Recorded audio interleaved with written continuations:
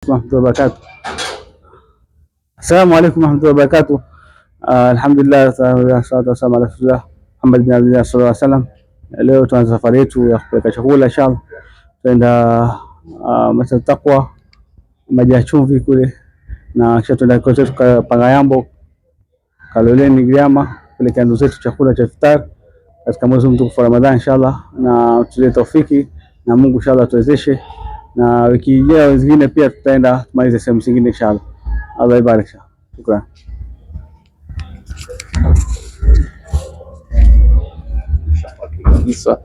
Alhamdulillah, gari hiyo ya kwanza na ya pili na ndugu zetu tumeungwa kabisa, unga ni taifa, na mzigo wenyewe mengine yako pale ndani kwa ajili ya haraka upesi, ndio tukuwa na nafasi inshallah. Asalamu alaikum. Tuanze safari kabisa ndugu yangu. Wasemaje uko mbele inshallah? Tunashukuru, tunaanza safari sasa hapa Mombasa tukielekea sehemu za maji ya chumvi Dori ambayo ni Samburu sub county. Baada ya hapo tunaelekea Pangayambo ili ambayo ni Kilifi sub county. Ya Kilifi county ambayo ile ni Kaloleni sub county. Shukrani sana.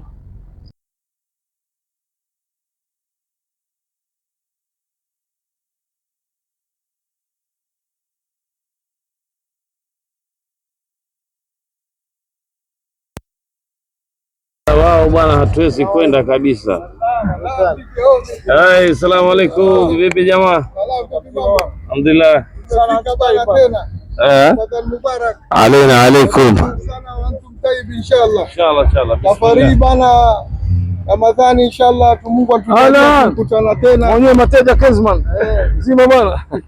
Tuanza safari zetu leo kwenda maji ya chumvi, tutafika mpaka Pangayambo inshallah, na kwengine kwingi ambapo Mwenyezi Mungu atatujalia tufike. Kwa hivyo bwana, nataka tumutuombee dua, mtukumbuke katika dua zenu, na sisi inshallah tutawakumbuka katika dua zetu, na Mwenyezi Mungu ajalie ziwe katika hasanati ya mizani zetu inshallah siku ya Kiyama. Kwa hivyo tunaanza safari na inshallah tunatawakkal. Bismillahirrahmanirrahim. DJ Omi bwana, naomba Mungu, lakini lazima naomba Mungu DJ Omi bwana, kwa sababu DJ Omi Mungu ampe siha na afya. Huyu bwana ndio kiini kitovu cha nenda kale ini ndio huyu. Ndio bwana, VIP hapo. Bismillah. Aingie. Asante bwana. Sisi tumefurahi sana kutana tena kwa fursa hii Mwenyezi Mungu anatupa, na Mungu hatuwezi kuondoka twaja kuwafuata nyinyi kabisa. Inshallah tukawapata mlangoni. Mwenyezi Mungu inshallah.